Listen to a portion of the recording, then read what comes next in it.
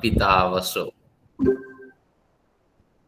ॐ त्वं हीनः पिता वसो त्वं माता शतक्रतो बभूवीथ अधाते सुम्नमीमहे। ॐ शान्तिः शान्तिः शान्तिः।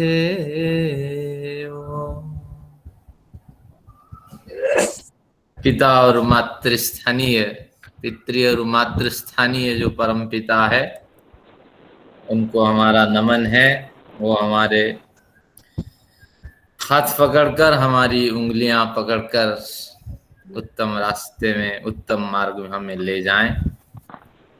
तो आज के इस आयोजन में उपस्थित सभी सज्जन और मातृशक्तियों को मेरा अभिवादन, कनिष्ठों को स्नेह है। आप लोगों की बड़ी रुचि है, शास्त्रों को गहराई से जानने की एक प्रवृत्ति है, जिसके लिए मुझे भी कुछ स्वाध्याय करने का अवसर मिलता है। योग दर्शन प्रगति पर है। आज की कक्षा को प्रारंभ करने से पूर्व दो महत्वपूर्ण प्रश्न आए हैं ध्यान साधकों के लिए। हम सब साधक बन चुके हैं, हर एक व्यक्ति साधक है। सचदेवा साहब जी ने कहा हमारे लिए संबोधन किया साधक, ऐसा कुछ नहीं है, आप साधक है ही, क्योंकि योग दर्शन या दर्शन आदि शास्त्रों में जिनकी रुचि होती है उनकी संज्ञा साधक ही हो जाती है। अब दो महत्वपूर्ण प्रश्न हैं। एक प्रश्न तो है कि ईश्वर का हम ध्यान करेंगे, उनका आकार कैसे होना चाहिए, लाल पीला काला नीला। मैं तो समझ जाता हूं, हमारे खन्ना साहब का जो अभिप्राय है मुझे समझने में देर नहीं होती है। तो किस आकार का हम ध्यान करें? कोई तो आकार है, शास्त्र में कुछ तो आकार बताया गया होगा। तो ये एक बढ़िया प्रश्न है, विवेच्य है। एक दूसरा प्रश्न, महत्वपूर्ण प्रश्न है कि जब हमारे पास बृहदारण्यक उपनिषद है, छांदोग्य उपनिषद है, गीता है, और माइक बंद कर लें सब लोग, अपना माइक बंद कर लें, आवाज नहीं आ रही है।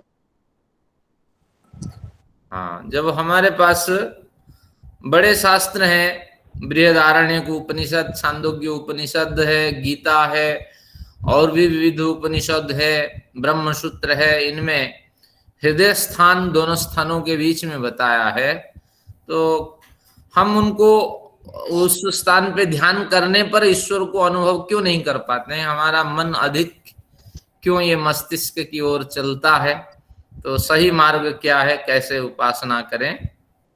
ये दो प्रश्न हैं। तो पहले प्रश्न पे चर्चा करते हैं। जो पहला प्रश्न है कि ईश्वर का रूप कैसे होना चाहिए, ये पहला प्रश्न है। हमारे पास मिल जाता है मुंडक उपनिषद में वचन, अंतःकरणे ज्योतिर्मयो ही शुभ्रम यह पश्यति यतयः क्षीण दोषा। यति लोग, साधक लोग जब क्षीण दोष हो जाते हैं, उनके अविद्यादि क्लेश नष्ट हो जाते हैं, कर्मा से शिथिल हो जाता है, तो उस समय अंतःकरण में, अंतःकरण यानी मन बुद्धि चित्त अहंकार के स्तर में, ज्योतिर्मयो ही शुभ्रम, शुभ्र ज्योतिष्मान एक पदार्थ दिखाई पड़ता है, और यम पश्यन्ति यतः क्षीण दोषा, और उसको देखते हुए, पहले से तो वो क्षीण हो चुके होते हैं, लेकिन फिर भी जो व्यावहारिक जीवन है उनमें आने वाले जो हमारे कर्माशय होते हैं वो धीरे धीरे क्षीण हो जाते हैं। तो इस तरह शुभ्र ज्योति की कल्पना हुई है कि ईश्वर का साक्षात्कार करते करते आपको सफेद ज्योति एक दिखाई पड़ेगी अंदर। आगे फिर आगे आप बढ़ेंगे कि उसमें कहता है तमेव भांतम मनुभाति सर्वम तस्य भाषा सर्वमिदम विभाति।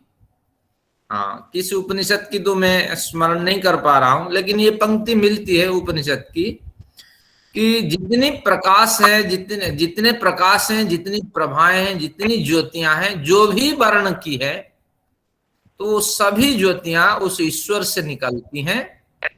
तो इसलिए ईश्वर को किसी एक कलर में, रंग में हम बांध नहीं सकते। आगे फिर आपको मिलेंगे, क्या मिलेंगे? अशब्दम स्पर समरूपम अव्ययम नित्यम रसम नित्यम अगंधवच्चयत् अनाद्यनंतम महतः परम ध्रुवम निचायतन मृत्यु मुखात् प्रमुच्यते। ये है हमारे श्वेताश्वतर उपनिषद की एक पंक्ति है। अशब्द, शब्द अगर जानना चाहे, ईश्वर अगर इंटरेक्शन करेंगे तो उनकी आवाज कैसी होगी? अशब्द यानी हम बता नहीं सकते, कुछ तो बोलेंगे, आपको अनुभव तो होगा, लेकिन अशब्द, ये अशब्द संकेत होगा। कोई हम जैसे बोलते हैं, आप सुन लेते हैं, हम सबके कान एक जैसे बने हुए हैं और आकाश का सबके साथ संबंध है, ऐसा नहीं है। ये तो भौतिक संबंध है। ईश्वर कुछ बोलते हैं, अशब्दम। स्पर्श, ईश्वर का स्पर्श भी होगा लेकिन भौतिक स्पर्श से भिन्न होगा। तो आगे फिर कहा अशब्दम स्पर्श मरूपम अव्ययम, इनका कोई रूप भी नहीं होगा। साक्षात्कार तो होगा, बिना रूप का साक्षात्कार होगा। तो इसी तरह आगे ये सब बताते बताते हमें तो केवल रूप की ओर ध्यान देना है। यानी ज्यादातर प्रमाण हमें मिल जाते हैं कि ईश्वर कुछ वर्ण से युक्त है, कुछ जैसे न तद भासयते सूर्यो न शशांको न पावकः। जैसे ईश्वर का साक्षात्कार होने लगेगा तो उस समय सूर्य का प्रकाश जो है उसकी कोई आवश्यकता नहीं रहेगी, न चंद्र का प्रकाश की जो है उसकी भी कोई आवश्यकता नहीं रहेगी। तो इसका मतलब है सूर्य चंद्र प्रकाशों से कुछ भिन्न प्रकाश है, अभौतिक प्रकाश है। तो तात्पर्य ये हुआ, हमारे जो प्रकाश है, जो भी हमने कल्पनाएं की हैं, जितने भी कलर्स हमने गिनाए हैं, इनसे भिन्न कुछ अलग प्रकाश है जो केवल अनुभव में ही देखा जा सकता है। तो आप भले ही प्रकाश की कल्पना कर ले, लेकिन साक्षात्कार के समय पर ईश्वर का प्रकाश किस प्रकार होगा? सफेद होगा, क्योंकि ज्यादातर हम क्या सुबह के प्रकाश से युक्त होते हैं, सुनहरी प्रकाश की कल्पना करते हैं, क्योंकि जैसे हमारा व्यवहार होता है, कल्पना तो ऐसे हम करते हैं। लेकिन शास्त्र कहता है इसके चक्कर में ना फंसे, केवल उम्मीद लगा के बैठे या प्रयास करें कि ईश्वर का साक्षात्कार हो, एक अनुभव हो। साक्षात्कार अनुभव परक साक्षात्कार होता है, ऐसा नहीं कि ईश्वर खड़े होकर के आपसे ये बात कहते हों, क्योंकि वो सर्वव्यापक सत्ता है। केवल संकेत मात्र ही उनके लिए शब्द, हमारे लिए शब्दावली है। तो केवल पर्याप्त अनुभव होगा ईश्वर का, और वह अनुभव हम जैसे चाहेंगे, बात करने चाहेंगे तो उस अनुभव से हमें कुछ बात करने के संकेत मिलेंगे। हम उनको देखना चाहेंगे काला नीला पीला, वो तो आदमी है नहीं, ऊर्जा का है कि भयंकर स्रोत है, चारों ओर समान रूप में परिव्याप्त है, वाइब्रेटिंग एनर्जी की तरह, इस तरह दमकती हुई ऊर्जा है। तो इस तरह अनुभव होगा हमें, लेकिन रूप आदि से परे है। लेकिन कुछ तो है रूप, लेकिन वो रूप क्या है हम नहीं कह सकते। ऋषि कुछ स्पष्ट रूप से नहीं कह पा रहे हैं, लेकिन कुछ हमारी कल्पनाओं से परे कुछ रूप का अनुभव होगा। तो इस तरह हम किसी रूप पे, रूप विशेष पे रुचि न रखें। अगर कोई कहते हैं कि फलाने ज्योति में रखो, फलाने ज्योति में रखो, तो आप रखें, लेकिन विशेषतः शास्त्रीय सिद्धांत यही है कि वो रूप रहित है, शब्द रहित है और स्पर्श रहित है। तो इस तरह इनका स्वरूप है। तो केवल अनुभव गम्य ऊर्जामय स्वरूप ही है, इसी को हम ध्यान करते हैं। ये भावना मन में बनाए रखें। आचार्य जी, कुछ करना जब हम ध्यान करें तो जब धारणा बनाएंगे, तो जैसे सच्चिदानंद स्वरूप की धारणा बनाई तो वह परमात्मा सत्य ही धारणा बनाई। चेतन जिस प्रकार से आपने समझाया था कि वह चेतन एक चेतन ज्योति है जो जड़ जितने शक्तियां उनको प्रेरित कर रही है। तो सच्चित आनंद में तो वैसी अनुभूति करते हैं कि चारों ओर प्रकाश और आनंद है, और ज्योति स्वरूप में तेज में क्या अनुभव करने की, उसका तेज चारों ओर फैला हुआ है। ज्योति ज्ञान स्वरूप की भावना रखें, वो देख सुन जान, और वह देख भी सुन रहा है, जान भी रहा है, कर भी रहा है, ऐसी भावना रखते हुए ऐसा ध्यान करें। तो मेरे ख्याल, मैं वो स्वरूप की बात नहीं कर रहा था, मैं कह रहा हूँ मतलब हम ये भावना रखे ना कि वो हमारे को देख भी रहा है, सुन भी रहा है, जान भी रहा है, ऐसी भावना रखते हुए उस जाप को बढ़ेंगे तो ज्यादा उचित नहीं? क्या इसमें कुछ कमी है या इसमें कुछ सुधारा जा सकता है? बिल्कुल, ध्यान की यही विधि है। सच्चिदानंदम ब्रह्म भूर्भुवः स्वः। भू में सत ले लीजिए, भुव से चित ले लीजिए, स्व में आनंद ले लीजिए। क्या बढ़िया अर्थ है। तो अब सत लेके क्या विचार करना है? सत यानी जिसकी सत्ता विद्यमान है, और सभी सत्ताओं को जो सत्ता आश्रय प्रदान करती है। हम भी सत है, लेकिन हम किसी को आश्रय नहीं प्रदान कर सकते, बल्कि हम किसी शरीर में आश्रित होते हैं या किसी परम तत्व में आश्रित होते हैं। तो इसीलिए जो हमेशा विद्यमान है, कभी विनाश को प्राप्त नहीं होता है, वो सत्य है, लेकिन हजारों के आश्रय है। तो उस तरह अखंड अविनाशी सत्ता चारों ओर व्याप्त है। तो ये ईश्वर का सत स्वरूप है। इस तरह सत उच्चारण करके थोड़ा स्मरण करें, चित उच्चारण करके स्मरण करें। वो चेतन है। जैसे अभी आपने कहा, 3 चेतन के लिए 4 शब्दावली प्रयोग करते हैं। देख रहा है, सुन रहा है, जान रहा है, और साथ में हमें कुछ बोलना चाहता है, लेकिन हम तो अंधे हैं। क्या हम उसको बहरे हैं, अंधे हैं, हमारे हमारी इंद्रियां काम नहीं कर पा रही हैं कि उनको हम अनुभव करें। देख रहा है, सुन रहा है, जान रहा है, और हमारे साथ इंटरेक्शन करने के लिए, कुछ हमें बताने के लिए वो व्यग्र हो रहे हैं, लेकिन उनकी आवाज हमारे तक नहीं पहुंच पा रही है। तो ये दीनता हमारे अंदर है, हम उनको सुनना चाहते हैं, अनुभव करना चाहते हैं। ये चित्त का यही अर्थ है। और आनंद की आप कल्पना करें कि आसमंतात नंदयते, यानी संपूर्ण मन से लेकर के, संपूर्ण इंद्रियों से लेकर करके सारे शरीर को जो आनंदित कर रहा है, सारे शरीरों में जो प्रसन्नता का हिल्लोल भर रहा है, प्रसन्नता जिसके कारण से अठखेलियां भर रही है, क्योंकि वह ईश्वर पूर्णतः आनंदमय है। और जैसे कि हम संसार में आनंद अनुभव करते हैं, जब जवानी होती है एक अलग आनंद होता है, जब प्रातःकालीन सूर्य, सायंकालीन सूर्यास्त, सूर्योदय के समय होते हैं, जो आनंद अनुभव होता है, जो उत्तम अवसर पर अगर हमारे धातु मल क्रिया आदि व्यवस्थित होते हैं, उस शरीर में जो आनंद है, जो वसंत आदि ऋतुओं में जो आनंद है, तो इन आनंदों से परे वो हजारों तरह के आनंद से युक्त हैं। तो ऐसे आनंदमय परम सत्ता से मैं जुड़ना चाहता हूं, और मैं भी कुछ आनंदमय परम सत्ता के साथ जुड़कर आनंदित हो जाने की चाह रखता हूं। लेकिन हूं तो मैं निरानंद का व्यक्ति, लेकिन कुछ समय तो मुझे आनंद मिले। तो इस तरह सच्चिदानंद ब्रह्म, इसकी कल्पना करें, लेकिन आनंद में ज्यादा रुचि रखें।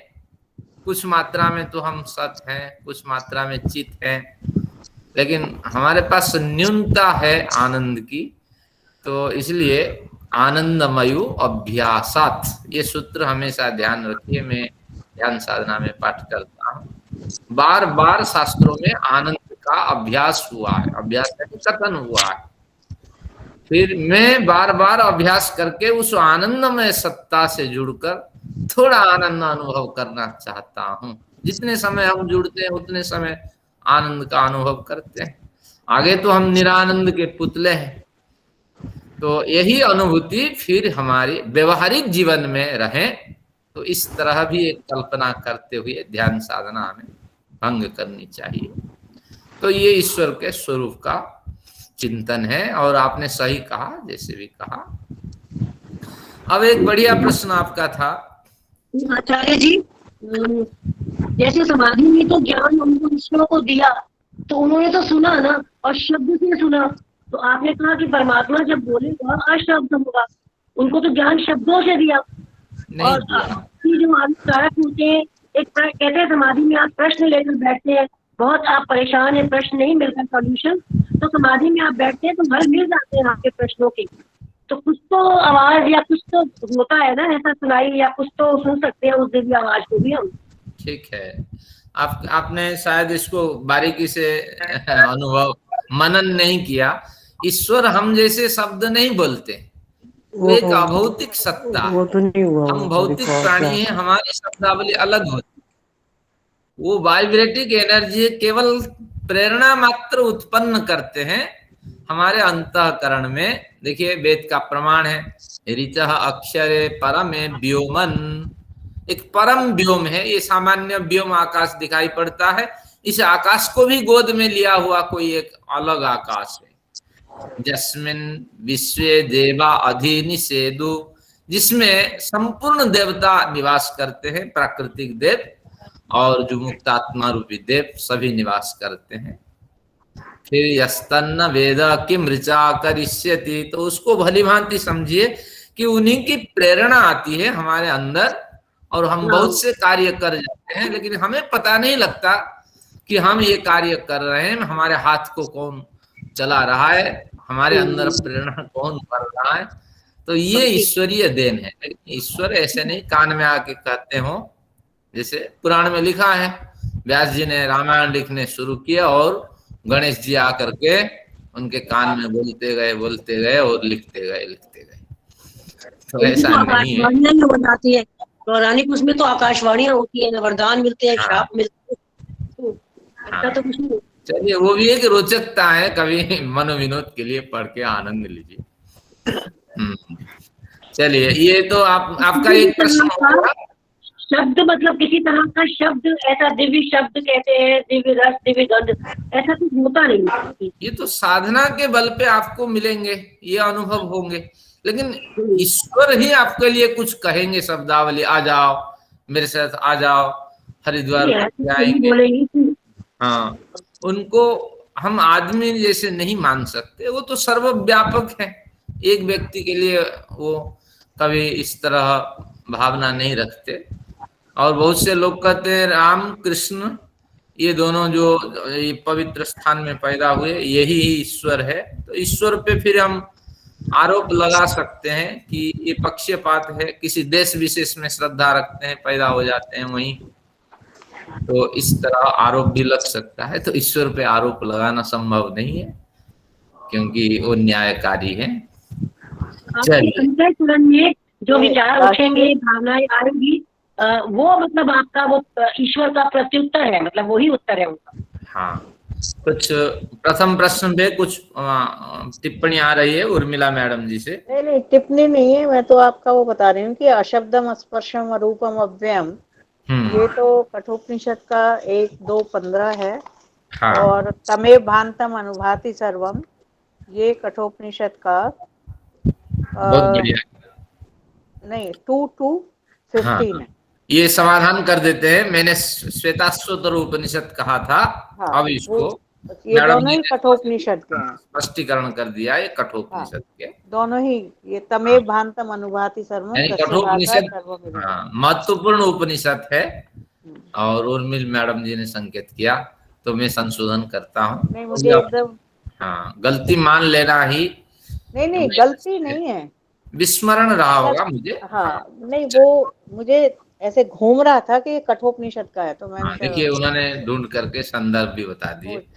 चलिए, गलती नहीं है, ये तो हो जाता है। अब देखते हैं, अगर द्वितीय प्रश्न पे चलते हैं कि कहाँ पे ध्यान करें। दोनों स्तनों के बीच में जो गड्ढा सा बना हुआ है वहीं ध्यान करें या मस्तिष्क में ध्यान करें, यही दो स्थान तो दिखाई पड़ता है। और कुछ लोग कहते हैं दोनों भुवों के बीच में तृतीय नेत्र वहां निकलेगा। तृतीय नेत्र है क्या? हम जो मन है उसी को तो तृतीय नेत्र कहेंगे ना, और कोई थोड़ी नेत्र निकलता है।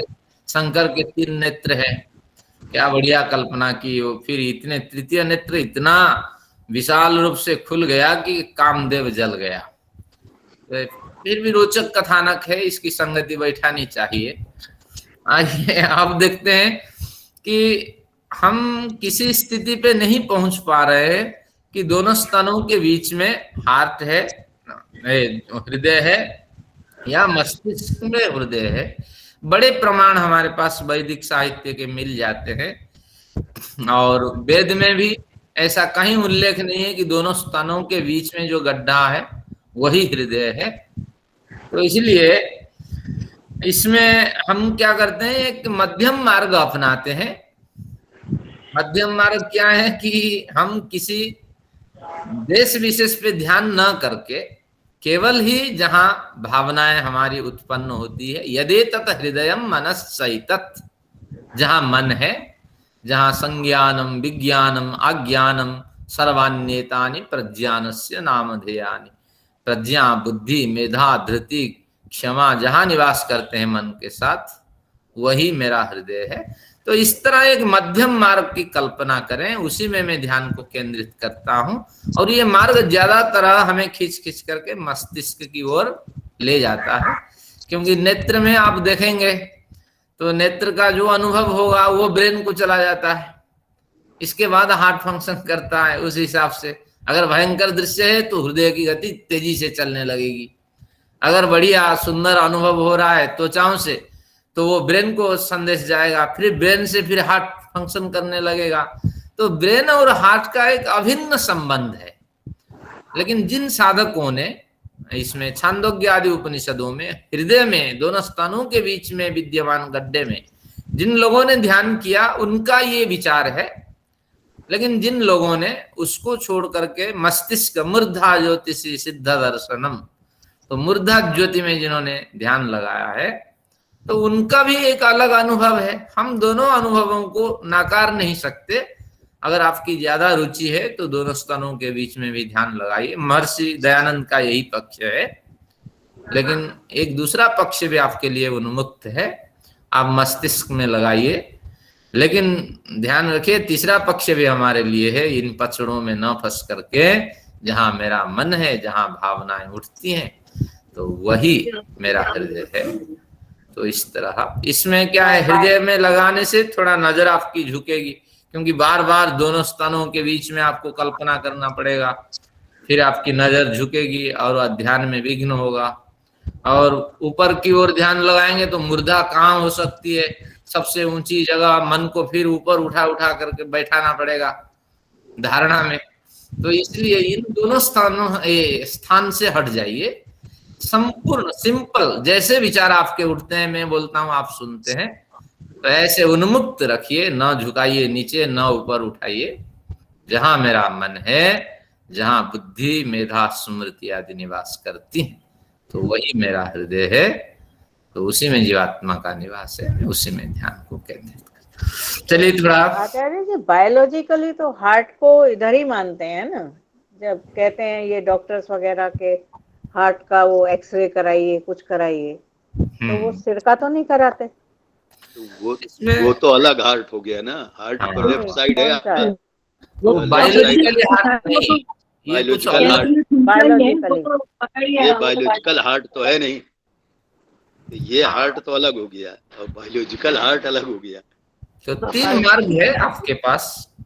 ऐसा नहीं है कि हमारा कोई पूर्वाग्रह नहीं, हमें प्रमाण मिलता है।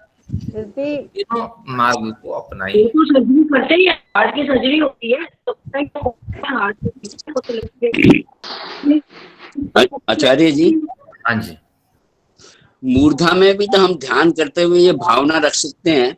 मूर्धा में ही ध्यान करेंगे, भावना ये रखेंगे कि मेरा नीचे तो हम नहीं झुकाएंगे, दोनों स्तनों के बीच की तरफ नहीं देखेंगे, लेकिन मूर्धा में ये भावना तो रख ही सकते हैं कि मेरे हृदय, जहाँ जैसे उपनिषद में बोला कि आप वहां पे उसे ढूंढें, परमात्मा को ढूंढने के लिए उस खाली स्थान पे ढूंढा जाए। तो ये भावना रख के मूर्धा में भी तो ये धारणा रख के बिना नीचे झुकाए ये भावना रख के भी तो ध्यान किया जा सकता है अच्छी तरीके से। लेकिन मूर्धा में भी तो मन को ऊपर की ओर खींचना पड़ेगा ना, है मन मूर्धा में प्रतिष्ठित हो गया। हाँ जी, दृष्टि तो सारी वृत्तियां तो ऊपर की ओर उठेगी ना, फिर तो स्वाभाविक रूप से ही उठ जाती हैं आचार्य, जब ध्यान पे बैठते स्वाभाविक रूप से। अगर दोनों स्तनों के बीच में रखते हैं तो वृत्तियां थोड़ी झुकती है, तो हानि क्या है? हम मूर्धा में आचार्य जी भावना रखेंगे, हम नीचे नहीं झुकाएंगे, भावना ये रखेंगे कि हाँ मैंने ढूंढना है। जहाँ भावना होगी तो वही भागेगा ना। बात आपसे जानकारी चाहता हूँ, मेरे को इतना ज्ञान नहीं, लेकिन थोड़ा मैं वो नहीं कहता जानने। ये दोनों में भावना प्रबल होगी तो मन को कहीं ऊपर तो उठाना पड़ेगा, कहीं नीचे। तो हाँ, तो हृदय को तो आकाश भी माना गया है ना, हृदय आकाश है। अनुराधा जी आवाज क्लियर नहीं है। हाँ हाँ जी। अगर हम हृदय को आकाश मानते हैं, हाँ जी, तो आकाश तो सर्वव्यापी है। तो हम कहीं भी ध्यान लगा सकते हैं, इसका मतलब नहीं, ऐसा नहीं है। यहाँ आकाश का मतलब जो खाली स्थान है, रिक्त स्थान है, शून्य स्थान है, कर्णाकाश। कर्ण में जितने छिद्र हैं, जहां तक हवा आपकी जाती आती रहती है, तो ये आपका कर्णाकाश, नासिका आकाश। इस तरह हृदय आकाश, हृदय में भी जितना रिक्त स्थान है, अवकाश समझ लें, अवकाश हो गया। हाँ, जो अवकाश दे, प्रदान करे, तो वो तो अंगुष्ठ मात्र है। और देर से मैं, क्योंकि हमने पूरी जिंदगी मूर्धा में है, लेकिन ऐसा कोई अनुभव नहीं हुआ कि सिर ऊपर करना पड़ा। बन जाता है ना मन। अगर आपकी बात सही है, मूर्धा में ध्यान लगाने पर भी आपके भावनाओं के साथ मन ऊपर नहीं उठा, तो आप कर लगा सकते हैं, मैंने मना नहीं किया। 3 मार्ग है। मध्यम मार्ग उचित है, किसी विशेष वस्तु पे फोकस न रखें, और जहां मन है, भावनाएं हैं, वही आपका हृदय। हमने पिछले सूत्र में पढ़ा था, चित्तस्य पर शरीरावेश। चित्त दूसरे शरीर में चला जाता है। चित्त अगर जाएगा तो आत्मा भी चली जाएगी, क्योंकि जाने के लिए सक्रिय जो अवयव है चित्त है। आत्मा चित्त के द्वारा व्यवहार करता है। ऐसा नहीं कि चित्त चला गया और आत्मा बैठा रहा। तो इसलिए इस तरह आत्मा का गमन हमने माना। आइए कुछ पढ़ते हैं। अनुराधा बहुत कुछ बताना चाहती है, लेकिन आवाज नहीं पहुंच पाती है, अब क्या करें।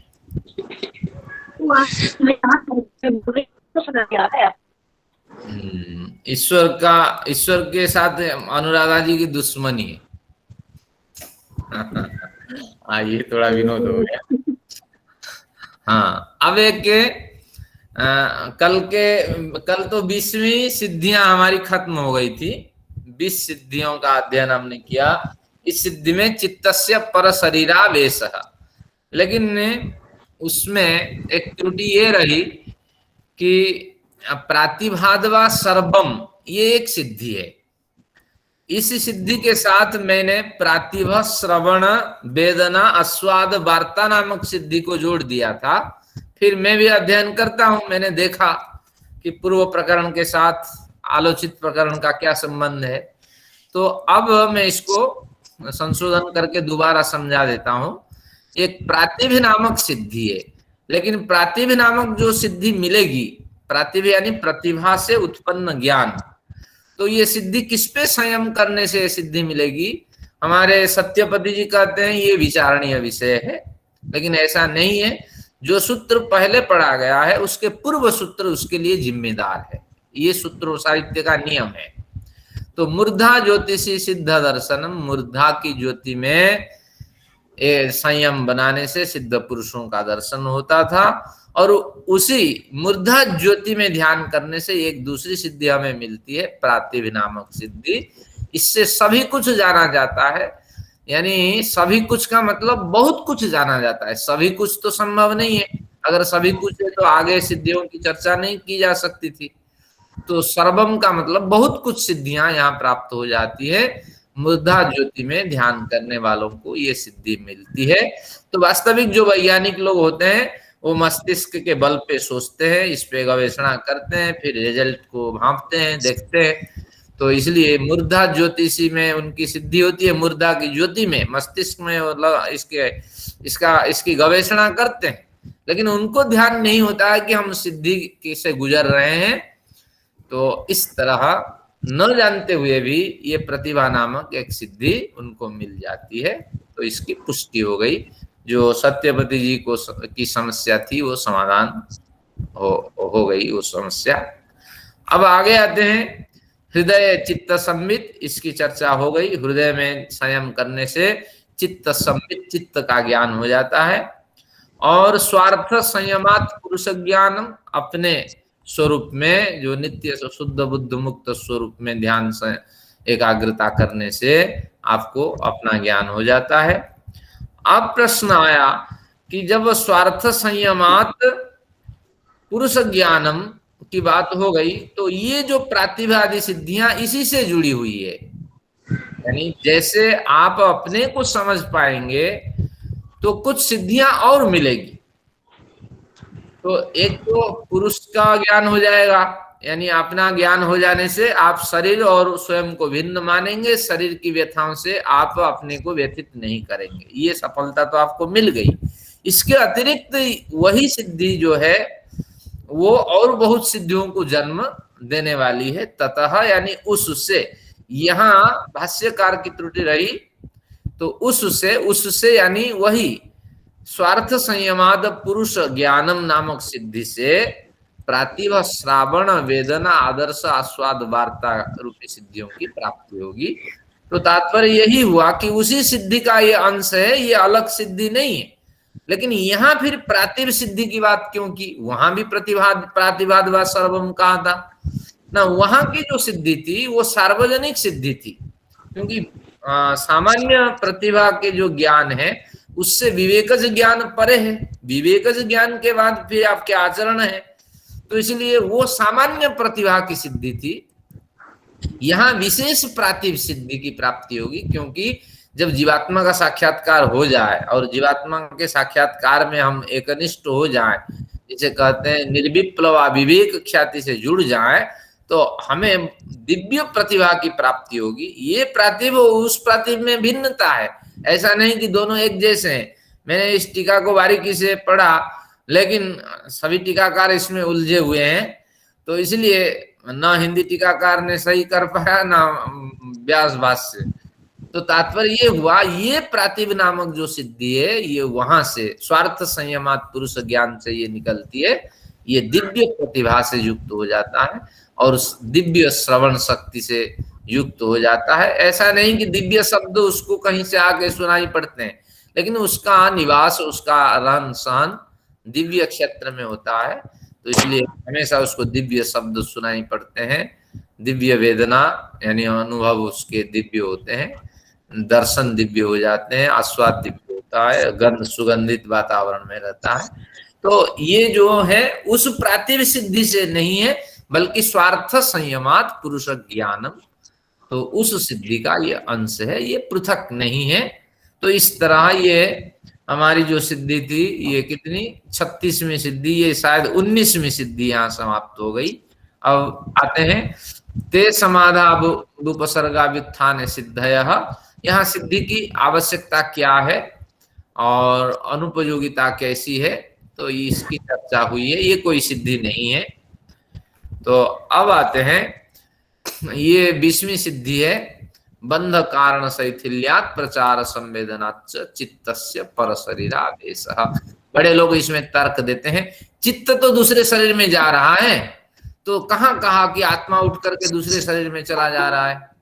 तो चित्त का पर शरीर में तो प्रवेश हो सकता है, इस सिद्धि को तो आप मानेंगे, लेकिन वो लोग नहीं जानते हमारा शास्त्र कुछ अलग है, क्योंकि चित्त आत्मा से कभी अलग हो ही नहीं सकता। अभी हमने पढ़ा था कि ये प्राण कहाँ से निकलते हैं? ना आत्मा से ही निकलते हैं, मानो आत्मा की छाया है, आत्मा प्राण की काया है। तो इस तरह आत्मा से ये चित्त वृत्ति अलग नहीं हो सकते, तो चित्त दूसरे शरीर में नहीं जा सकता। तो इस तरह इसको समझना, ये चर्चा हो गई। आज कुछ सिद्धियां पढ़ते हैं, फिर थोड़ा ध्यान साधना भी अभ्यास करते हैं।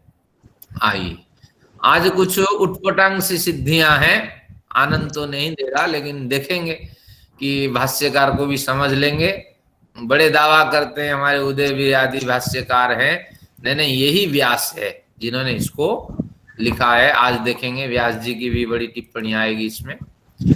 उदान जयात जल पंक कंटकादि स्वसंगः उत्क्रांतिश्च। उदान जयात, हमारे अंदर वायु प्रविष्ट होती है, वो वायु हजारों तरह के विभागों में बंट जाती है। क्योंकि जैसे वात पित्त कफ आप पढ़ेंगे, उसमें आता है आयुर्वेद में क्या आता है, वात पंगु नहीं, पित्तम पंगु, कफम पंगु, पंगवो मलधा आतवः, यानी जो पित्त नामक धातु है वो पंगु है, वो कहीं जा नहीं सकती। और पित्तम पंगु, कफह पंगु, कफ नामक जो धातु है वो भी पंगु है। पंगवो मलधातवः, मल और धातु जो रस रक्त अस्थि मज्जा शुक्र, ये सब पंगु है, यानी एक जगह इनकी स्थिति बनी रहती है। लेकिन वायुना तत्र नीयन्ते यत्र गच्छन्ति मेघवत्, अगर वात नामक तत्व शरीर में नहीं होता तो ये आवंटित शरीर में नहीं हो पाते। तो इसलिए शरीर में वात पित्त कफों में से महत्वपूर्ण जो धातु है, महत्वपूर्ण जो दोष है, उसका नाम है वात।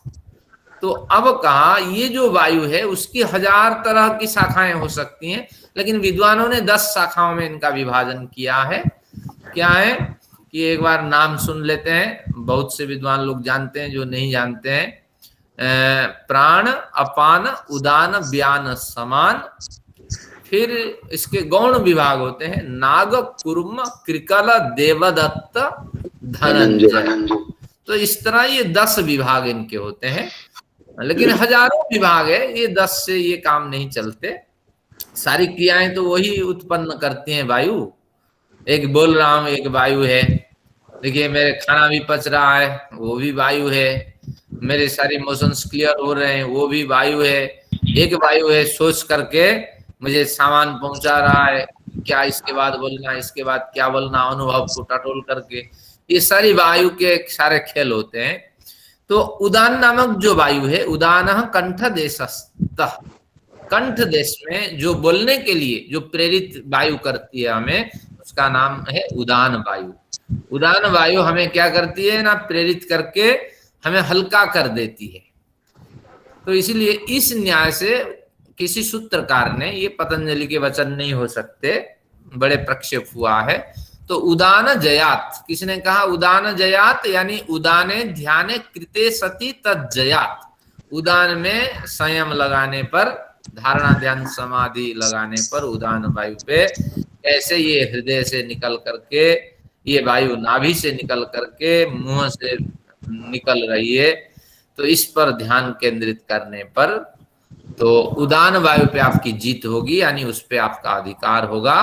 तो ऐसे होने पर क्या बनेगा ना, जल पंक कंटकादिषु असंगः, जल में आप डूबेंगे नहीं, जल के ऊपर आप तैरते रहेंगे।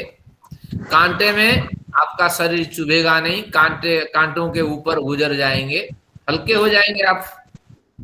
और आदि से बहुत कुछ आप ले लीजिए। जल पंक कंटक, पंक यानी कीचड़, कीचड़ में आप चलेंगे लेकिन आपका पैर धसेगा नहीं।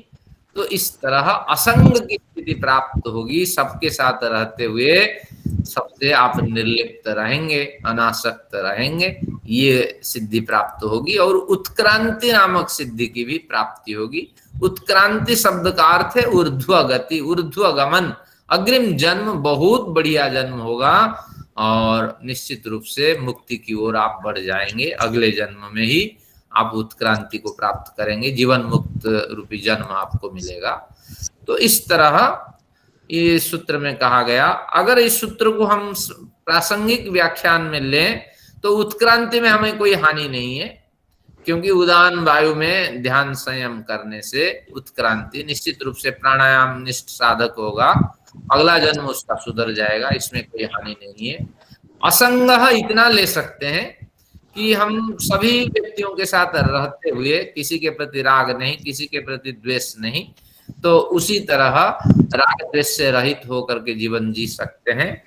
और साथ में जल पंक कंटक, जैसे इसको एक प्रासंगिक व्याख्या कर दें, समाज में रहते हुए बहुत से लोग होते हैं जिसके साथ संबंध होने पर वो जल जैसे डुबा देता है, पंख कीचड़ जैसे आपके ऊपर दोषारोप कर देता है, कांटे जैसे उसके कारण आपको चुभन प्राप्त होती है।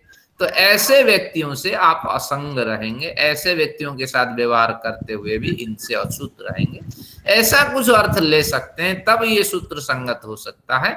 लेकिन कभी ऐसा संभव नहीं, जल के ऊपर हम चल देंगे और पंख कीचड़ में भी धसेंगे नहीं और कांटे के ऊपर भी गुजर जाएंगे, कांटे हमारे शरीर में चुभेंगे नहीं। तो इस तरह की स्थिति हमें नहीं मिल सकती।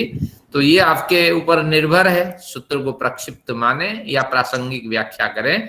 और व्यास जी ने तो इसको खूब उछाल दिया है और इन्होंने कहा कि नहीं बिल्कुल ये क्या करेंगे, मैं जैसे कहा जल में डूबेगा नहीं, पंख में ये धसेगा नहीं और कंटक के स्पर्श में नहीं आएगा। तो इस तरह उन्होंने किया है अर्थ, लेकिन जो हमें ग्राह्य नहीं है। तो ये सिद्धि ग्राह्य नहीं है, प्रासंगिक व्याख्या करेंगे, असंग और उत्क्रांति के कारण ग्राह्य है, अन्यथा ग्राह्य नहीं। आचार्य जी, हाँ जी, मेरी आवाज आ रही है? हाँ आ रही है।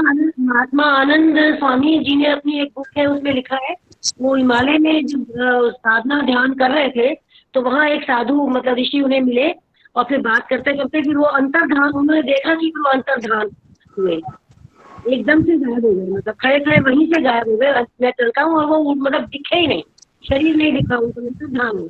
और ऐसे ही मेरी भाभी है, सगी भाभी है, अब वो कहती है, हम कई बार ऐसे गप भी मारती हैं, मुझे पता नहीं, लेकिन वो कहती है मैंने साधुओं को पानी पर चलते हुए देखा है, ऐसे जल्दी जल्दी पैर उठा के वो चल रहे थे पानी के ऊपर। वो कहती है कि मैंने खुद देखा है। ठीक है, लेकिन ये सृष्टि क्रम के विपरीत कथन है। कहीं कहीं व्यक्ति को भ्रांति होती है।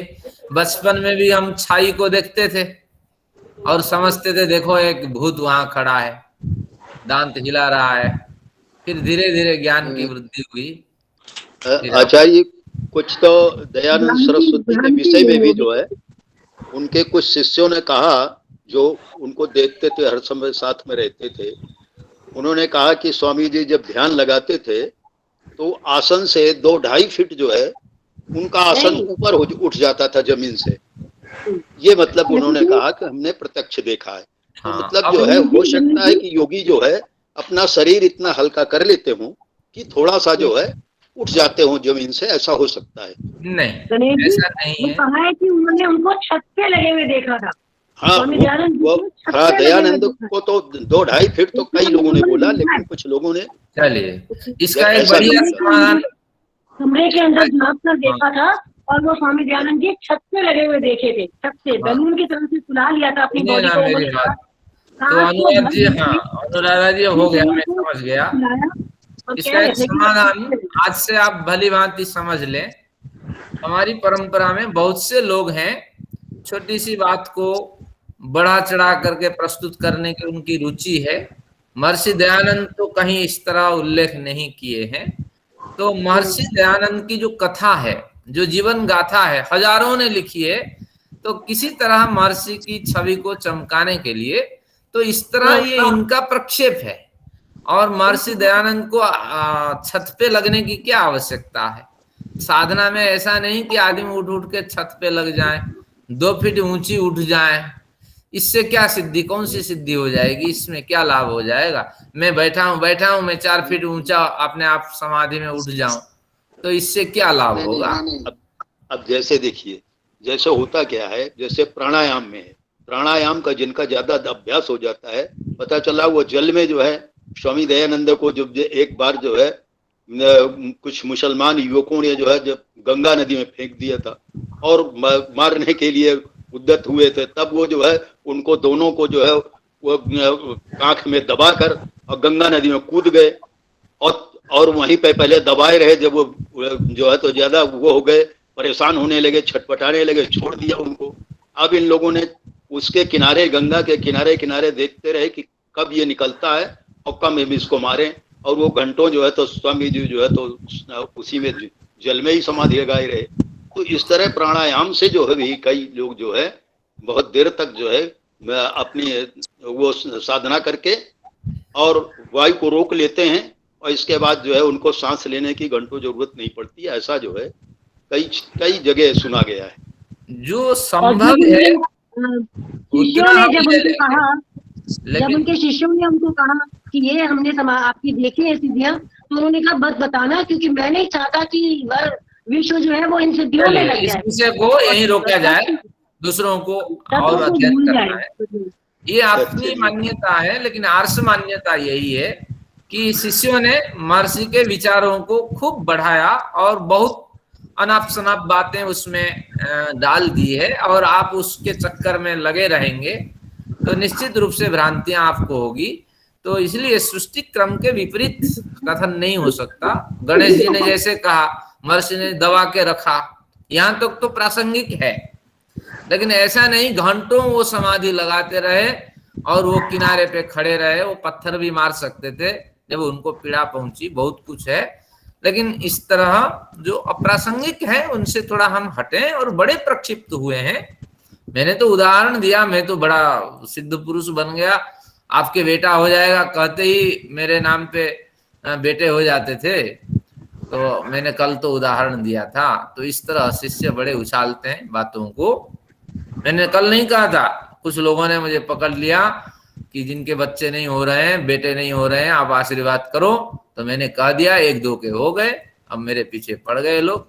तो वो छुट्टी होगी, गर्मी की छुट्टी में आचार्य जी के लड़के आएंगे तो हम उनसे आशीर्वाद दिलवाएंगे। बड़े पार्टी फंक्शन होते थे। तो इस तरह मैं थोड़ी सिद्ध पुरुष हो गया, मैं फिर बचता रहा उनसे।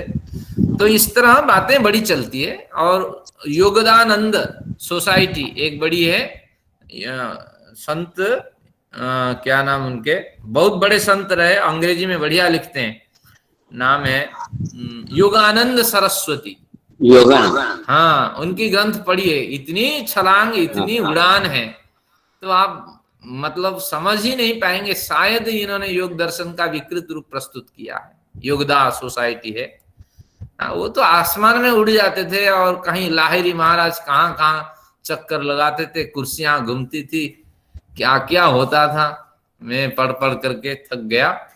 तो लेकिन एक ध्यान हमेशा चित्त में रखिए, शिष्यों ने इसको बढ़ाया है, रहस्यों से 1000 मील हम दूर हैं। आइए अब एक दूसरा देखते हैं। श्रोत्राकाशयोः संबंध संयोगा दिव्य श्रोत्रम, ये सिद्धि तो ग्राह्य है। या ऊपर एक सूत्र, नहीं यहाँ एक चला गया सिद्धि। ये सिद्धि है समान ज्वलनम नामक सिद्धि है। अभी तो उदान पे हमने एक सिद्धि प्राप्त की थी। सिद्धि की संख्या मैं बताता हूँ। समान ज्वलनम सिद्धि की संख्या 22 है। तो इसमें समान नामक वायु है। समान वायु का मतलब है कि समानो नाभि मंडले, ये समान वायु के कारण हमारे खाना पचते हैं और इसी के कारण शरीर स्वस्थ रहता है। और अगर भोजन सुपाच्य हो जाए, एक स्वस्थ वृत्त का एक की परिभाषा है ना, सम धातु सम अग्निश्च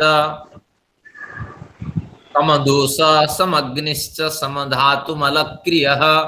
समान दोष होना चाहिए, वात पित्त कफ इन तीनों में समता होनी चाहिए। समग्निश्च, अग्नि भी समान होना चाहिए। अग्नि 3 प्रकार का है, समाग्नि, विषमाग्नि और तीक्ष्ण अग्नि। विषम अग्नि से आपको उल्टी आदि होती है, शरीर के पोषण नहीं होते हैं। समाग्नि में शरीर पोषण होता है। और तीक्ष्ण अग्नि से जब अपौष्टिक भोजन आप लेते हैं तो वो अग्नि आपको खींच करके शरीर को शीर्ण कर देती है। तो इसलिए सम धातु होनी चाहिए, समाग्नि होनी चाहिए और मलक्रिय है। समदोष समाग्निश्च सम धातु, धातु रस रक्त रसाश्रुंग मांस मेद अस्थि मज्जा शुक्र, ये 7 धातुएं व्यवस्थित रूप से शरीर में उत्पन्न होती रहे। मलक्रिय, मल आदि उत्सर्जन नियमित रूप से निर्धारित समय पे अगर होते रहे तो प्रसन्नात्मेन्द्रिय मनः, मन और आत्मा, ये दोनों प्रसन्नता के साथ निवास करते हैं। स्वस्थ इत्यभिधीयते, उसका नाम स्वस्थ है। और जो स्वस्थ पुरुष है निश्चित रूप से उसका शरीर ज्वलनम, चमकता हुआ दिखाई पड़ता है। हमारे पास बैठे हुए हैं जो स्वस्थ पुरुष हैं, वो चमकता हुआ शरीर के साथ दिखाई पड़ेंगे, लेकिन जो इन धातु, मल और जो अग्नि, इनसे पीड़ित हैं, उनके मुख सिकोड़ता हुआ दिखाई पड़ेगा। वृद्धावस्था में ये सारी शरीर की क्रियाएं तो होती है, लेकिन उतनी मजबूती के साथ नहीं होती है, तो इसलिए शरीर सिकोड़ता हुआ दिखाई पड़ता है। तो समान जयात, जो साधक समान वायु पे विजय प्राप्त कर लेगा, ज्वलनम, उसमें ज्वलन यानी दीप्तिमान तेज उत्पन्न होगा। जैसे बड़े बड़े संत महात्मा जो साधना में रत होते हैं, तो उनके शरीर में जो दमकता हुआ स्वरूप दिखाई पड़ता है, तो यही स्वरूप है, उनके मुखमंडल ही इसका प्रमाण है। ये ठीक है। तो समान वायु पे अधिकार साब्यस्त होने पर, सुपाच्य भोजन ग्रहण समय पर करने पर स्वस्थ शरीर में आपकी ज्वलनशीलता, आपके चेहरे में चमकदार स्थिति आपको मिल जाएगी। आइए एक और सिद्धि देख लेते हैं। श्रोत्राकाशयः संबंध संयमा दिव्य श्रोत्रम, कहते हैं आपको हमेशा दिव्य श्रोत्र की प्राप्ति होगी, यानी बड़े से बड़े जो सूक्ष्म शब्द है, सूक्ष्म आवाज है, उनको आप सुन पाएंगे। ऐसा नहीं कि आपको हमेशा दिव्य गंधर्व किन्नरों के भजन कीर्तन आपको सुनाई पड़ेंगे, ऐसा नहीं है। दिव्य से अभिप्राय है कि सामान्य श्रोत्र से भिन्न श्रोत्र होगा। वही पेड़ है जिसकी अंतः संज्ञा होती है, अंदर ही अंदर पीड़ा महसूस वो पेड़ करता है, लेकिन हम नहीं सुन पाते हैं, लेकिन आप सुन पाएंगे। तो वही कीड़े हैं, मकोड़े हैं जो दुखी होते हैं और हम उनको कुचल देते हैं, उनके दुख से भी हम दुखी होंगे, क्योंकि उनकी आवाज, उनकी चीख हम तक पहुंचेंगी। तो यही कहते हैं श्रोत्राकाशयोः संबंध संयमात्। आकाश और कान के साथ आकाश का संबंध है। आकाश दो प्रकार का है, एक भूताकाश और एक अभावात्मक आकाश। तो भूताकाश की ये बात है, पृथ्वी में जो छोटा सा आकाश दिखाई पड़ता है, जहां हमारा शब्द तैरता है, तो उसी आकाश की बात यहाँ है। उस आकाश का स्वरूप जो है शास्त्रों में जैसे बताया गया, वैज्ञानिकों ने जैसे बताया, तो उस पे ध्यान को केंद्रित करें, संयम को केंद्रित करें। और श्रोत्र में, कान के अंदर वही गुण है, आकाश के पास जो गुण है, तो उसके साथ उसका संबंध है। कैसे हजारों व्यक्ति खड़े हैं, एक ही व्यक्ति आवाज करेगा तो हजारों को वही आवाज सुनाई पड़ेगी, यानी हर व्यक्ति के पास कान का जो डिवाइस है बिल्कुल एक जैसा ही है, एक जैसी डिवाइस है।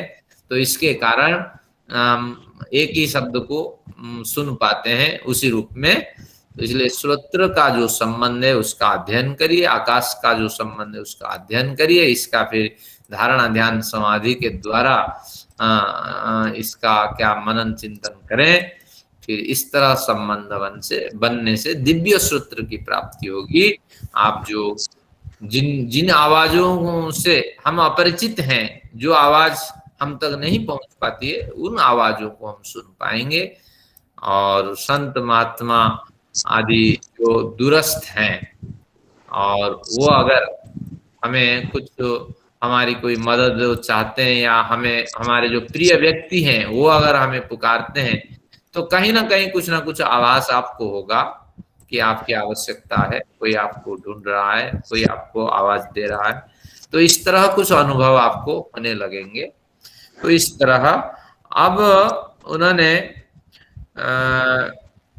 व्यास जी ने इसी बात को रखा कि दिव्य श्रोत्र होगा, दिव्य शब्द आपको सुनाई पड़ेगा। तो इस पे फिर छलांग लगाया गया। वैज्ञानिकों ने, बहुतों ने कहा, खोज किया। कब कृष्ण बोले थे गीता, उसकी शब्दावली आज भी सुरक्षित है। अगर डिवाइस लगा दिया जाए तो वो शब्दावली आपको सुनाई जा सकती है। तो सनातनियों ने तो इसको खूब उछाला, और 2 मिनट का समय था या 5 मिनट का समय था, कृष्ण ने कितनी गीता बोल दी होगी अर्जुन के सामने, ये भी समस्या है। और उसके पीछे बड़े लोग खोज किए, यही सूत्र को लिया गया कि निश्चित रूप से दिव्य सूत्र की प्राप्ति हो जाएगी। और गीता कृष्ण ने जो अर्जुन को बताई, हम उसको सुन पाएंगे। तत्वतः कुछ गीता बताई नहीं है कृष्ण अर्जुन को, जो बताया व्यास जी ने बताया वो फिर 10 साल के बाद युधिष्ठिर राज्य शासन किया, युधिष्ठिर को उन्होंने प्रस्ताव दिया है कि इस तरह महाभारत पे ग्रंथ लिखा जाए, तो फिर सारा डाटा कलेक्ट किया, जो जो जीवित थे, अभिमन्यु कैसे मरा, फलाना कैसे हुआ, आपके साथ क्या हुआ, सबसे डाटा कलेक्ट करके व्यास जी ने ग्रंथ बनाया। तो इतनी मतलब छलांग लगाते हैं लोग आजकल, तो इसलिए इस पे भी बड़ी संस्थाएं काम कर रही है, हम उनकी आवाज को सुन सकें, कृष्ण भगवान की आवाज को। चलिए, अब एक है समय और है नहीं, तो और छोटा सा देखिए, सिद्धि छोटी सी है, हाँ इसको तो सुन के जाएंगे। मदान साहब के लिए ये सिद्धि है। मदान साहब चाहते हैं कि रफ्तार के साथ वो चले जाएं, संस्कृत भारती में काम कर लें और वेद संस्थान आ जाएं और ज्योतिष आचार्य के यहाँ चले जाएं। तो क्या सिद्धि है देखिए, कायाकाशयोः संबंध संयमात्, काय यानी शरीर और आकाश, इन दोनों के स्वरूप को बारीकी से आप रख ले। तो काय में यानी शरीर में और आकाश में संबंध जो है, दोनों के विषय में जो भी ज्ञान है इसको कलेक्ट करिए। फिर इन दोनों का दोनों में यानी शरीर में और आकाश में संबंध बनाइए। संबंध का मतलब संयम रूपी संबंध बनाइए, धारणा ध्यान समाधि इन दोनों पे लगाइए। तो क्या मिलेगा, संबंध संयमात, उनके इन दोनों के शरीर के साथ आकाश का जो संबंध है, शरीर भारी है और आकाश स्वरूप रहित है, निराकार है। तो ये निराकार आकाश में हल्की वस्तु किस तरह उड़ जाती है, इस तरह का ज्ञान और उसका संबंध के साथ गुजरिए। फिर जब आप संयम ध्यान धारणा समाधि लगाएंगे तो लघु तूल समापत्ति, लघु वस्तु कैसे आकाश में तैरती हैं इसको भी समझे। तूल जो रुई जो इसमें आप सोते हैं, उस रुई, वह रुई कैसे आकाश में उड़ जाती है, उड़ जाती है, उसके बारे में आप जानकारी लें। तो लघु वस्तु और तुल यानी रुई, इन दोनों के साथ समापत्ति यानी गहरी एकाग्रता स्थापित करें इनके गुणों के साथ। आकाश में कैसे तैरते हैं, अगर ये सब आपको प्राप्त हो जाता है तो 4 कंडीशंस कहे, शरीर के बारे में जानकारी हो जाए, आकाश के बारे में जानकारी हो जाए, लघु वस्तु कैसे तैरती हैं इसकी जानकारी हो जाए, तुल की जानकारी हो जाए, ये आकाश में कैसे तैरता है।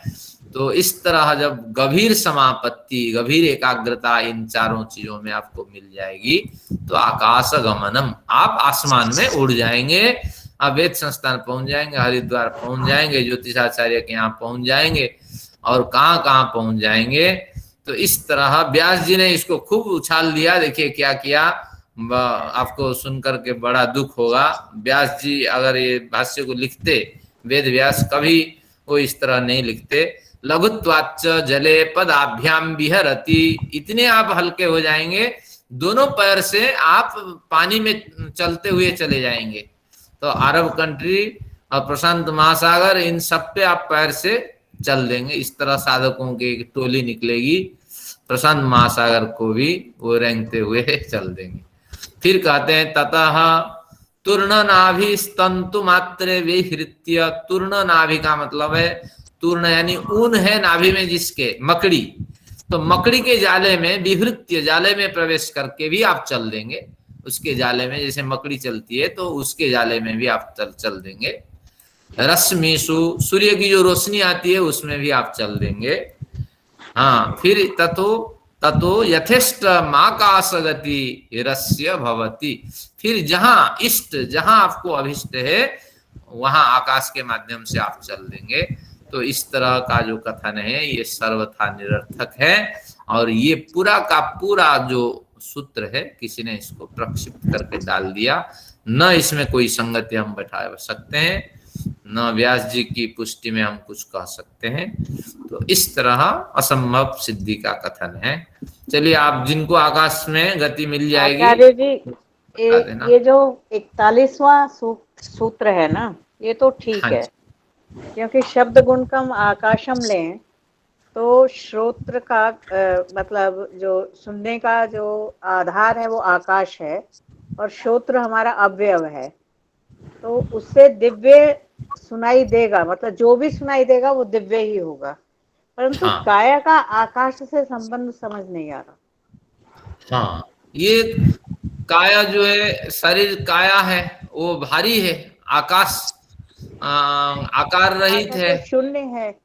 हाँ, तो इनके बारे में सारी सामग्री संग्रह करें, फिर इस पे अध्ययन करें, मनन करें, लघु वस्तु और तुल, इसके बारे में जो जानकारी है उसको इकट्ठी करें, फिर इस पे अध्ययन करें, खोज करें, और इन चारों के बारे में जैसे खोज आपकी समापत्ति पे पहुंच जाएगी तो फिर आप आकाश में उड़ जाएंगे। अगर आप उड़ जाती हैं तो बता देना, आज की कक्षा यहीं समाप्त करते हैं। नहीं, पानी पे तैरेंगे। हाँ, ये आकाश में तो हम जा नहीं सकते, केवल पढ़ करके इस सिद्धांतों को जिन्होंने बनाया, अजीब है ये। दूसरे विधर्मी को मिल जाए ये सिद्धांत तो हमारा क्या दुर्गति। पानी पे मत तैरना, कुछ हो गया तो हम आपको कहाँ से लाएंगे। तो आज की कक्षा यहीं समाप्त। और उड़ी और ऊपर से गिर गई तो कहाँ से लाओगे? पकड़ लेंगे, आपको पकड़ लेंगे ना, क्या के उड़ना, हम जाल बिछा देंगे, पकड़ लेंगे। जिनको जाना है जा सकते। थैंक यू इतना मेरे साथ है। तो उड़ने का प्रयत्न करो, पानी पे नहीं, पानी में डूब गई तो क्या करेंगे।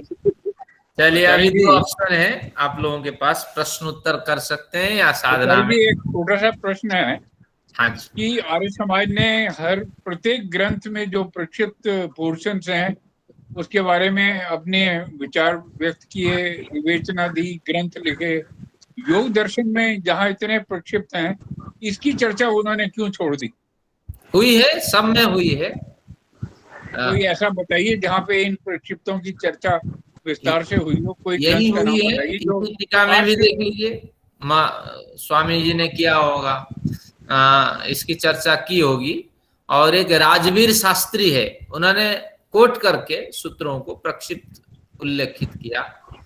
हम तो बहुत से सूत्रों को संगति बैठा देते हैं, सबसे अधिक उन्होंने प्रक्षिप्त निकाले राजवीर शास्त्री जी ने। एक साधक के लिए आचार्य जी उपयोगिता इसी में है कि वो अपना ध्यान धारणा में ध्यान करे। इन चीजों से तो जीवन बहुत छोटा है, हम इनमें ही भटक जाएंगे तो हमारे को जीवन का उद्देश्य ही समाप्त हो जाएगा। तो एक प्रश्न ये भी होता है कि मान्यता से ये प्रक्षिप्त निकाल देने चाहिए। इनको पढ़ने से क्या फायदा है? जो निरर्थक सिद्धियां हैं, इनका कोई औचित्य तो है नहीं। बिल्कुल। अरे गुरुजी एक बात बताओ। ऐसा है, ऐसा भी हो सकता है कि हमारी साधना में कुछ कमी है कि हम उस अवस्था को नहीं प्राप्त कर पा रहे, तो इसलिए हम आसानी से उसको प्रक्षिप्त कह देते हैं। ये भी एक पक्ष है कि हमारी अपनी साधना में हो सकता है कमी हो। नहीं, ऐसा नहीं है, ये केवल पृष्ठ प्रेषण है, मनन करना है एक दूसरे को। तो गुरुजी एक बात बताओ गुरुजी, जो मंत्र आपने मेरे लिए चुना था, जो मंत्र की मेरे को वो चाहिए, उस मंत्र को चलो आप मेरे लिए छोड़ो। अगर वो सिद्धि अगर सिद्धि ना हुई, सिद्धियां भी ना हुई, तो फिर रामायण में तो मेरे ख्याल से कुछ बचता ही नहीं। हनुमान जी के पास सिद्धियां, राम जी के पास और रावण वगैरह, मतलब की पूरी वो तो एक काल्पनिक, वो तो कथा ही, वो तो चलो सिर्फ एक मनोरंजन के लिए, चलो समझ आएगी बात, यही है, यही है। चलो फिर अच्छी बात है। देखिए क्या पता सिद्ध पुरुषों को कुछ सिद्धियां मिलती हो, पर वो बताएंगे नहीं, फिर वो तो कहेंगे स्वामी दयानंद जी के पास कुछ सिद्धियां तो थी, पर उन्होंने अपने शिष्यों को मना किया कि ये सिद्धियां किसी को मत बताओ, वरना सब लोग इसी के पीछे पड़ जाएंगे। अरे ना बताएं, मत बताएं, हमें एक बार दिखा दो गायब होके, हम कौन सा आपके पीछे आ सकते हैं? आप तो इतने सिद्धि वाले पुरुष हो जाएंगे कि हम तो आपको पकड़ भी नहीं पाएंगे। तो आज ध्यान साधना को रोकते हैं, कुछ विचार सुन लेते हैं, मौलिक कल करते हैं। ये कुछ चीजें ऐसी होती है कि देखिए, हमारे जब समझ में नहीं आता तो हम बहुत सी चीजों को जो संभव भी होती हैं उनको भी असंभव कर देते हैं। अब जैसे पहले जो है, जो आग्नेयास्त्र थे जिसमें अग्नि बाण छोड़ते थे या वरुण बाण छोड़ते थे, उसको तो बीच में कह दिया कि ये सब बेकार बकवास है। और अब जब मिसाइल आ गई तब अब वही अग्निबाण अब लोग बोलने लगे कि नहीं नहीं, ये जो है रामायण काल में, महाभारत काल में ऐसे अग्निबाण रहे होंगे। तो ये चीजें, बहुत सी चीजें ऐसी हैं कि मिसाइल के बराबर जो हमले से इजराइल बचा इसी तरीके से बचा है। जो उनका ये वाला अस्त्र ना होता तो इजराइल तो समाप्त हो जाता। सही बात। हाँ बिल्कुल ठीक कह रहे हैं। वही बता रहे हैं कि ये चीजें बहुत सी ऐसी होती हैं कि जैसे अभी मान लो वैज्ञानिकों ने जो खोज किया, अब ये बहुत पहले जो है तो बहुत सी चीजें जो है हमारे जो है ऋषियों मुनियों ने या पुरातन काल में जो है बहुत चीजें खोज लिया था। ये सब पहले ये बीच में नष्ट हो गया, फिर अब खोजने लगे। अभी तो प्रकृति के इतने रहस्य बाकी हैं कि उसको जो है खोजना अभी सब विज्ञान तो बहुत नीचे है, समझ लीजिए। इसलिए बहुत सी चीजें ऐसे अभी जैसे नासा ने अभी एक रिसर्च की कि सूर्य के चारों तरफ जो ओरा है, सूर्य के चारों तरफ सूर्य में जो शब्द बोले आ रहा है वो ओम की ध्वनि आ रही है सूर्य के जो है तो वायुमंडल से। अब बताओ ये चीजें जो है तो अब नासा खोज रहा है। ये नहीं है, ये सब अरे लोगों ऐसे ये सब व्हाट्सएप की गप्पे हैं। व्हाट्सएप के हीरो जो मर्जी बना के छाप देते हैं। नासा ढूंढ रहा है, नासा पूछता नहीं इंडिया को। बिल्कुल मदन साहब ने सही कहा। उन्होंने अपनी नासा की वीडियो है, नासा की बनाई हुई वीडियो है और उन्होंने सुनाई है, उसकी आवाज सुनाई है।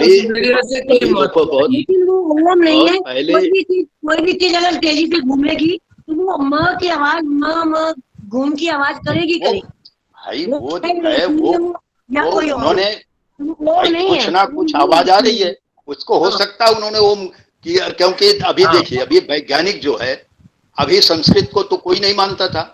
अब वैज्ञानिकों ने ये सिद्ध किया कि स्पेस पे जो जाने वाले हैं उनको किसी भाषा में भी जो है, जब कोई प्रश्न किया गया, कोई वो उनको निर्देश भेजे गए नासा से, तो बोले उसका कई बार जो है अर्थ गलत निकला।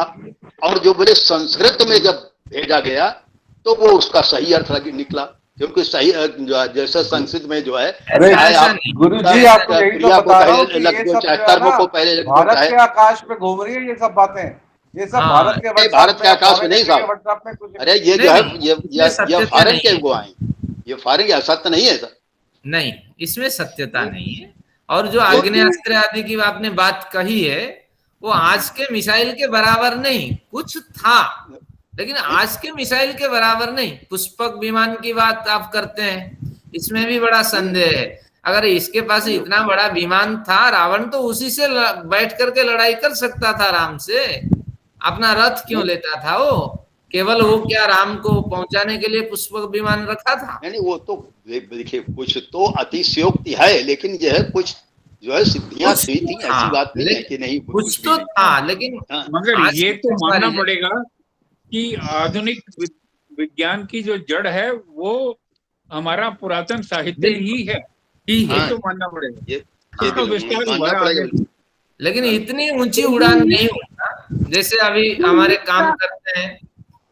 वेदों में पूरा विमान ज्ञान है, वेदों में पूरा विमान ज्ञान है। विमान शास्त्र पे एक विद्वान काम करते हैं, हम बधवा साहब जानते हैं। उस भारद्वाज विमान शास्त्र जो संस्कृत में लिखा है, तो उस ग्रंथ को एक बार पढ़ लीजिए। वो ग्रंथ केवल 50 साल पहले, 100 साल पहले की संस्कृत भाषा में लिखा है।